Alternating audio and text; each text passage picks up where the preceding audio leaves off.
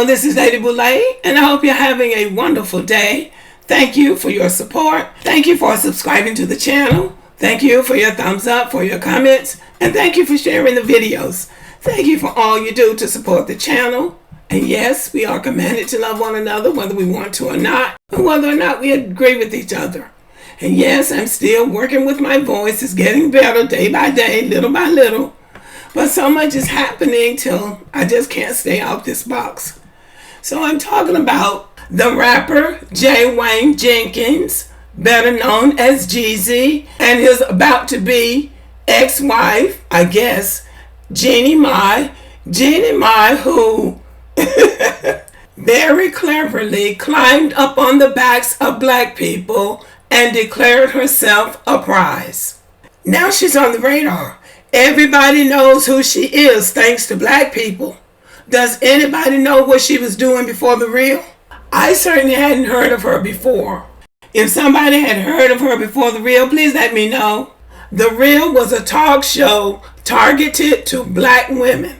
Originally, there were 3 black women hosts on that show and one Hispanic woman who was assimilated into black culture. In fact, she's married to a black man or a biracial black identified man. So that show was targeted to black women.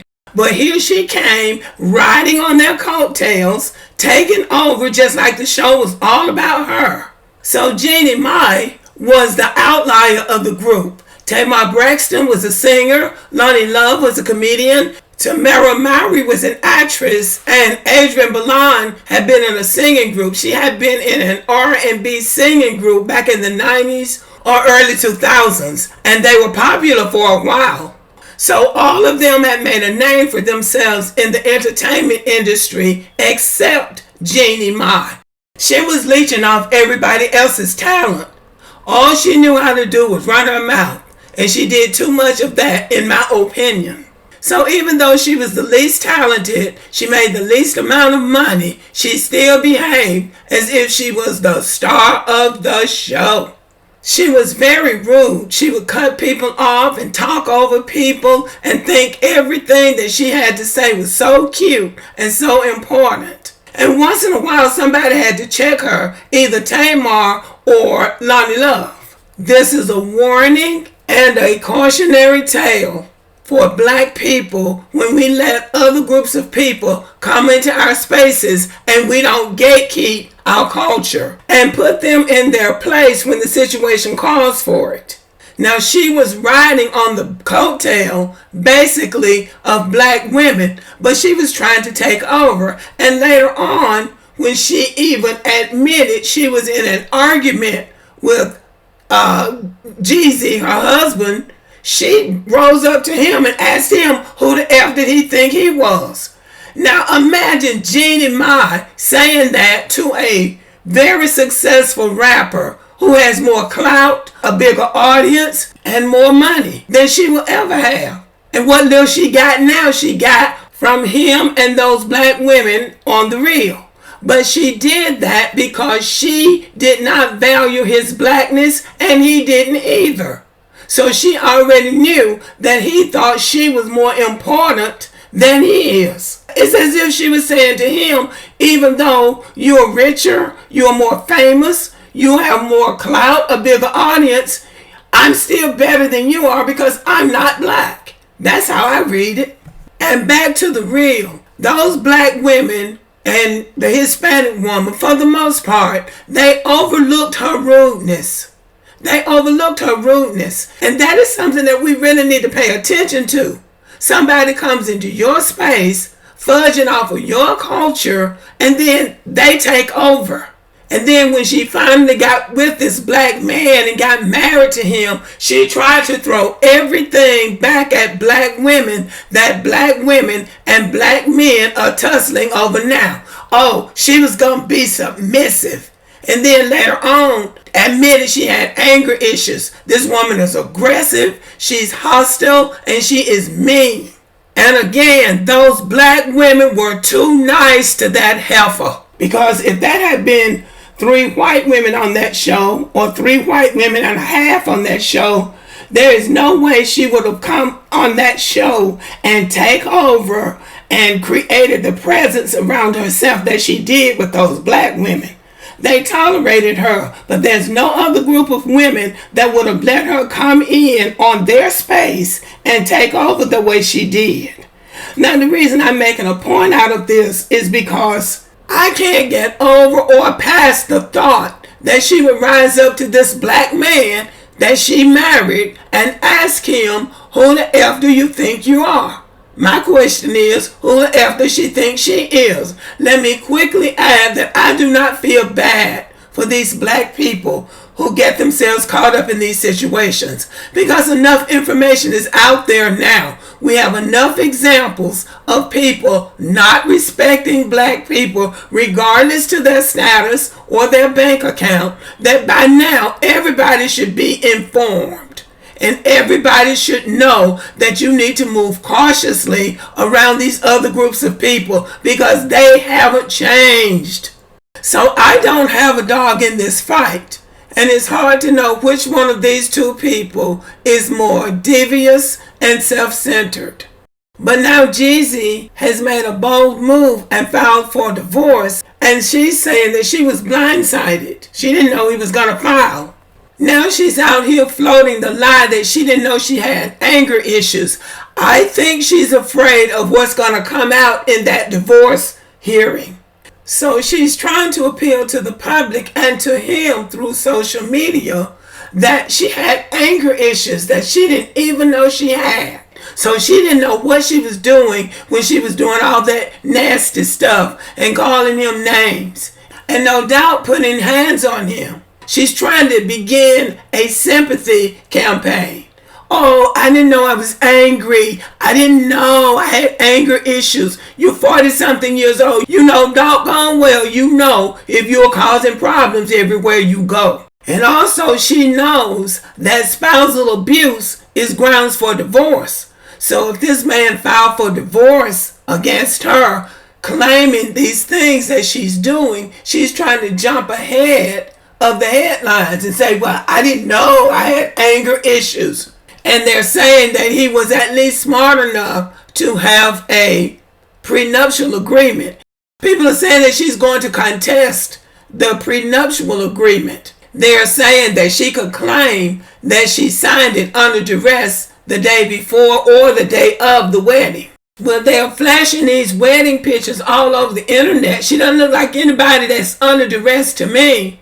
Well, again, you're 40-something years old. You've been married before. You've already got a baby.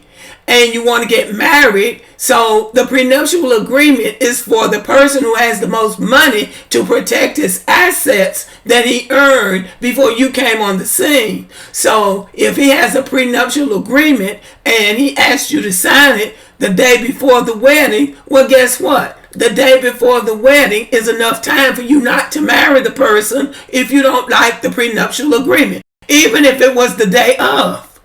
Because I'm not sure anybody knew they were getting married anyway, except their kinfolks. So just say you ain't gonna get married. I just left them at the altar and just play it off like that. Because if somebody has a prenuptial agreement, that means that that person is trying to protect their assets and their money. And so if you don't want to marry the person, don't marry the person. I hope for his sake that the prenuptial agreement stands, because he has other black children that he needs to take care of. And these Negroes need to stop spending all this money trying to impress other people when you're not paying child support for the children you already have. It's disgraceful. So everybody's speculating about what happened. Well, it's probably not that hard to figure out. Because in the same way that she admits she rose up and asked him who the F did he think he was, I guarantee you within the last 3 pennies of my light bill that she called him some kind of a nasty, ugly, racial slur in that same breath. And this is a black man, and thank God he might have some pride, but I would be surprised if she hasn't been throwing that N-word all over the house, her and her mother. because she says that her mother has anger issues too. So those two are hell on wheels. So that brings us to the heart of the matter between these two. They are trying to mix race and culture. You've got a black man from the deep south who probably has limited education, and you've got an Asian woman from California on the other side of the country, you might say, and they are trying to make something work. Don't know anything about each other, probably don't even know what each other's religion is, don't know what foods they like to eat, don't know anything about each other's family's dynamic or just the culture of their people, but yet and still they're going to try to make a marriage work. And it appears that she thought she was in the driver's seat. So she wanted to have a long distance marriage where she was in California and he was in Atlanta, but he's paying all the bills. And then when he comes out there between her and her mama, and they say her brother lives with them too, he feels like the outsider that's paying all the bills. In other words, a fool. And I wish these black men on social media would stop using people like this man and these athletes and rappers and people like that. These black men who marry these other races of women, stop trying to weaponize that and make black women feel like they missed out on something because these men didn't choose you. Black women who want a solid relationship with a man should not even want these men. These men do not have good self-esteem. They do not have a healthy attitude toward themselves or other black people. Case in point, he has children by black women. He was engaged to a black woman, but he passed that up, no doubt, passed up somebody that really cared about him to marry this woman that he wasn't even able to stay with for the usual 5 to 7 years. 2 years in, and he's thrown up the deuce, saying that it's over and he ain't going back. So evidently it turned out to be a disappointing experience for him, one that he could have avoided if he had just listened to the people on social media, the ones who tried to tell him that is not going to work. So let's bottom line this. Jeannie Mai was a nobody who pulled up on the coattails and the backs of black people. And once she got up there, she basically has declared herself more important than any of them. Furthermore, because she saw an opportunity with this man, because he has money, where she didn't want to have a baby with her white husband, the race of man that she said was her preference, she decided she was going to have a baby with this black man. And did. So she got the baby. That's security. Now, she's got this baby all over social media, and she's going to try to monetize this baby. Everywhere we look from now on, we're going to see this baby dressed up, selling clothes, selling hairstyles, whatever. And I believe that is where he should draw the line. He should not allow her to monetize this child, pimp this child out for money, and act as a prop for her as she tries to expand what little career she has. These little biracial black babies are becoming something like little minstrel shows, little circus acts. Oh, look how cute the baby is. Look, the baby is very cute. She's adorable. But his other children are adorable too. And this child should not be used as a means of making money for her and her family. If she didn't value his blackness, she doesn't value that child's blackness either. I'm not saying she doesn't love her child, but I'm saying that she's not above trying to monetize that child. That should be where he draws the line. This child should not be used as an income stream for her and her family. And for any Jeannie Mai fan that might wander onto this channel, I said what I said. Okay, y'all, let me know what you think about the video. Thank you for listening. Subscribe to the channel, give me a thumbs up, leave a comment, share the video, and as always, have a great day.